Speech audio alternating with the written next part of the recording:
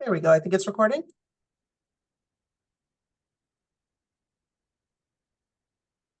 Okay.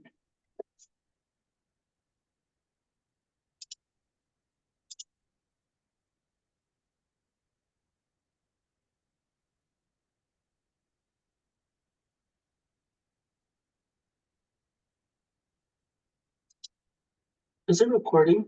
I believe so. Okay, I can start then.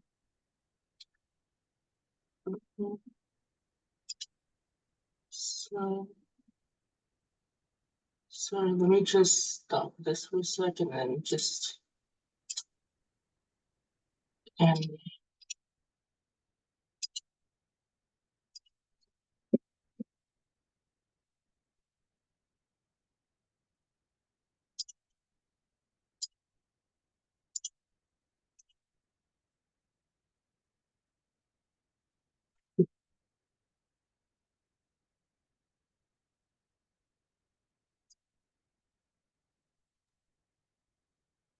okay, so thank you all so much for coming out and sorry.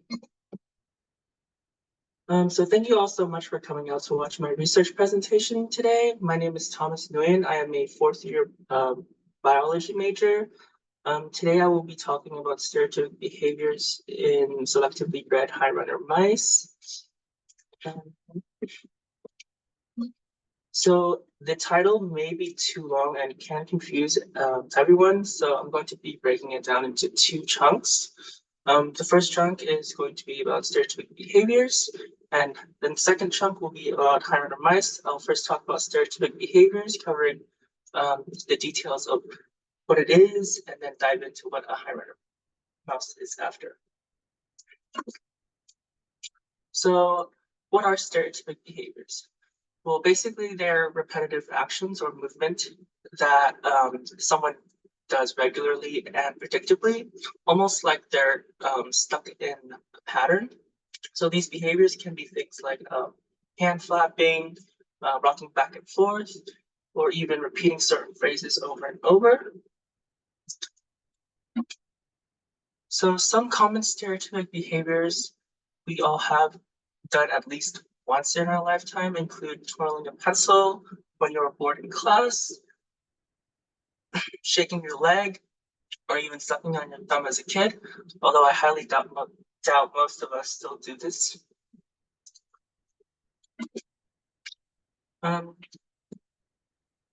So what about mice? So some of the common stereotypic behaviors in mice include running in circles in their cage, chewing on bars, backflipping, and possibly wheel running. So now that I've gone over some of the common stereotypic behaviors in mice, I'm going to go into what a high runner mice is and talk about their origin and how they came to be. So the Garland Lab has selectively bred 4 replicate lines of high runner mice for more than 100 generations since 1993, and the founding population consisted of 224 outbred laboratory mice for voluntary wheel running. A total of 8 lines are included, 4 of which are high runner mice, high runner lines that are selectively bred based on their wheel running behavior. And the remaining 4 lines of mice are control lines that are bred non-selectively with no consideration of wheel running. So then the average number of wheels revolution per day on days 5 and 6 during the 6-day trial are then used as the selection criterion in the high runner lines. So after reaching selection limits, the high runner lines were running approximately 3 times more revolutions per day than their control counterparts. So just to put it in simple terms, high runner mice are basically just more athletic versions of non-selective control mice, and they're more naturally inclined to run on the wheels than the control lines of mice. So first and foremost, I just want to mention that this research was part of a larger study done by PhD candidate William Lampman in the Garland Lab.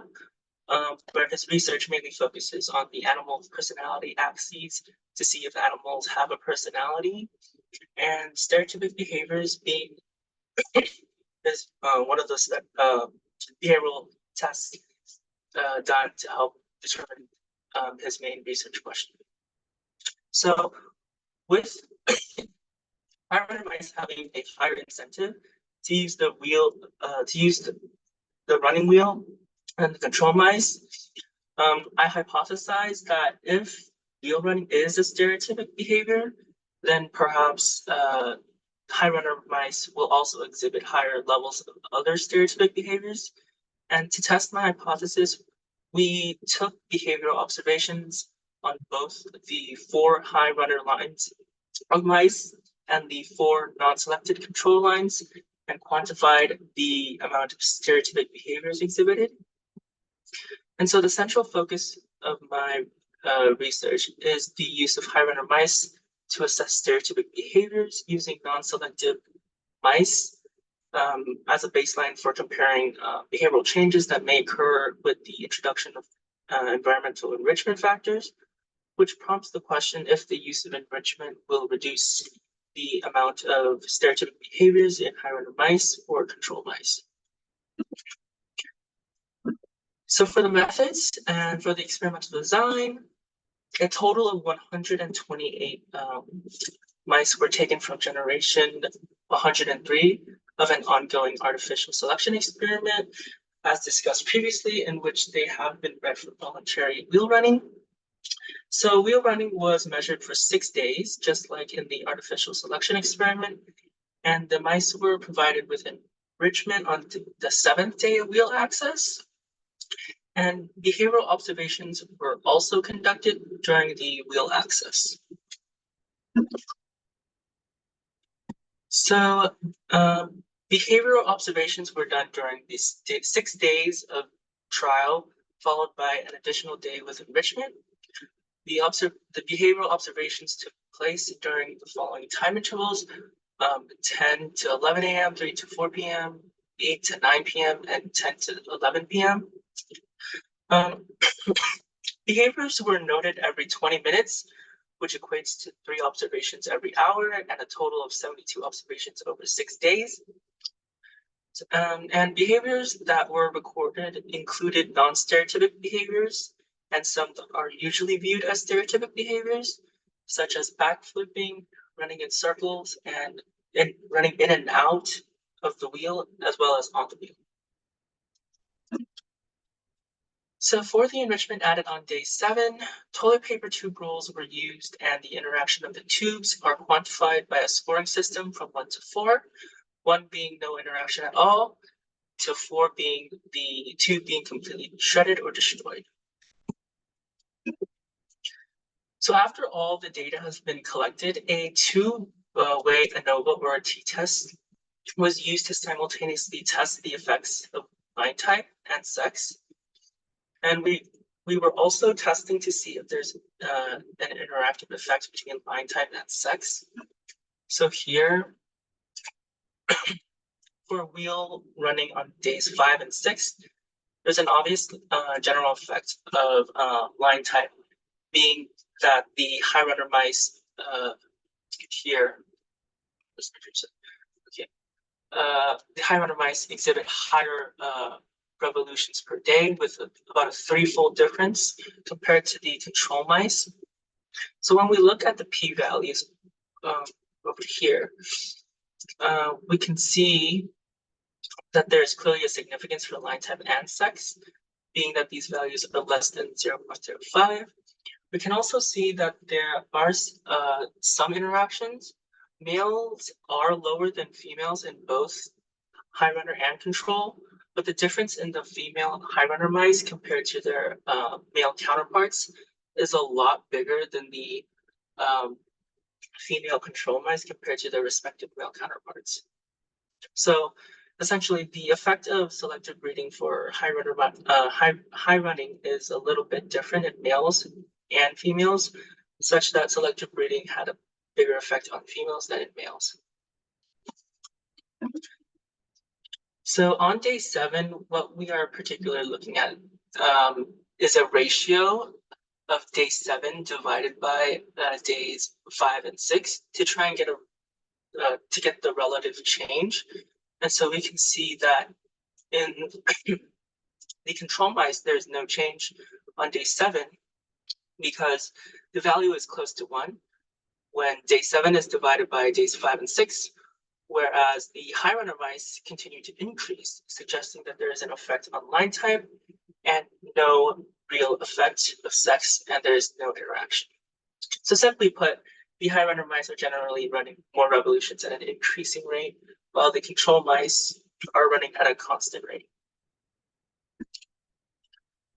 So for stereotypic behaviors on days 1 to 6, there is an effect on both line type and sex, given that the high runner mice exhibit higher levels of stereotypic behaviors than their controls. The same goes for their respective sexes. And so here we have a stereotypy on day 7 where enrichment was introduced. And just like the data for the wheel running on day 7, we are looking at a ratio of day 7 divided by day 5 and 6 to try and get a relative change. But however, in this case, there is no significant effect on anything given that all the p-values are greater than 0.05. So this graph shows how much the mice interacted with the tube, and we can see that the control mice interacted with the tubes more than the high runner mice on average. However, there is no effect on the line type, sex, or interactions between the two.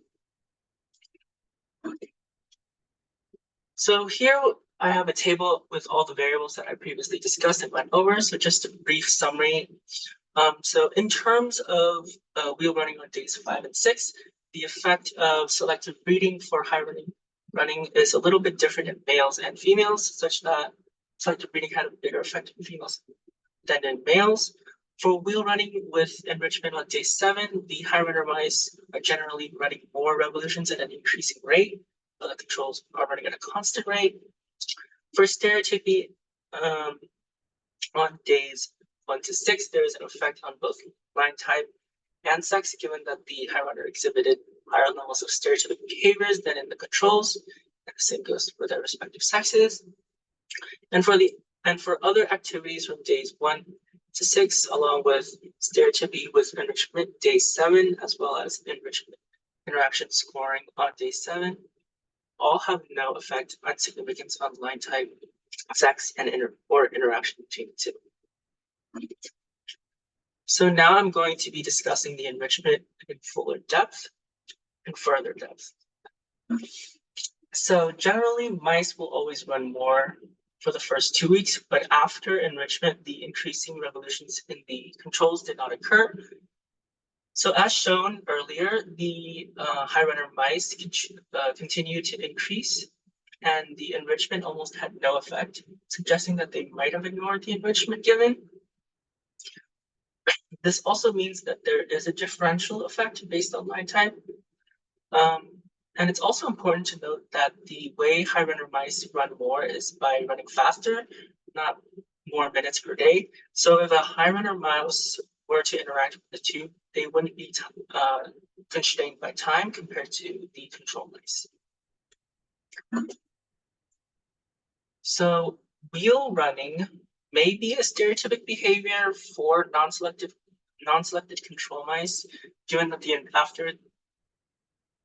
that after enrichment was given on day 7, the rate of revolutions plateaued or remained constant. But on the other hand, wheel running may no longer be a stereotypic behavior in high runner, given that the rate of revolutions continue to increase as expected in any normal mice over a span of the first 2 weeks when provided with running wheels. So why does it all matter? Well, this research can be used as a model for translational research in areas that surround neurological disorders, such as autism spectrum disorders. And autism spectrum disorder is basically a developmental disability caused by differences in the brain. So people with autism often have problems with social communication and interaction, and often have restricted or repetitive behaviors. And because autism spectrum disorder has also garnered significant attention due to its profound association with stereotypic behaviors. So, what about stereotypic behaviors makes it bad? Well, although some of these behaviors may serve as a self-soothing mechanism for or a coping strategy in response to stress or anxiety, they can become habitual and disruptive if they persist over time. And if these behaviors are severe enough, they can interfere with forming social relationships, and it can be challenging to participate in social settings. So I conduct research with Dr. Garland and have been doing so since the summer of 2022. And this project would not have been possible without my principal investigator, Dr. Theodore Garland Jr., and PhD candidate William Lampman. So I just want to give a huge thanks to them, as well as the rest of the Garland, the members of the Garland Labs that helped me to make this project possible. And that is all I have. Thank you for listening.